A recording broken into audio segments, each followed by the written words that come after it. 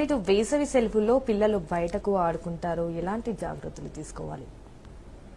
ముఖ్యంగా పిల్లలు బయటకు పోయినప్పుడు బయటకు పంపాలి పిల్లల్ని. ఎండాకాలం ఫిజికల్ యాక్టివిటీ మనము ఎండ ప్రొటెక్షన్, ఎండ ప్రికాషన్స్ తీసుకుంటూ, ఎండాకాలం ప్రికాషన్స్ తీసుకుంటూ వాళ్ళకు ఫిజికల్ యాక్టివిటీ కూడా ముఖ్యం.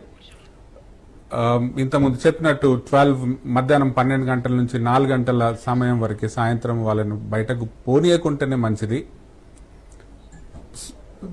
వెదర్ కూల్ ఉన్నప్పుడు ఫిజికల్ యాక్టివిటీస్ పెట్టుకోవాలి. వెదర్ హాట్గా ఉన్నప్పుడు వాళ్ళని లోపల ఇండోర్ యాక్టివిటీస్ మనం ఏదైనా అరేంజ్ చేసుకోవాలి.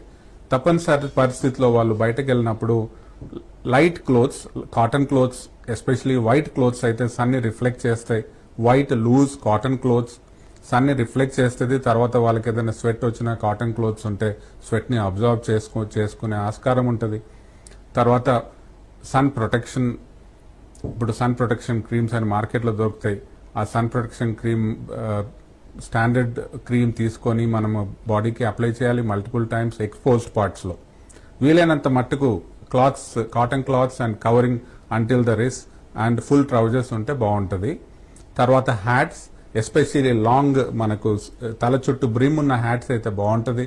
తర్వాత గాగుల్స్ మనం పెట్టుకోగలిగితే గాగుల్స్ పెట్టుకుంటే సన్ ప్రొటెక్షన్కు మనము ఎక్స్పోజ్ అయినా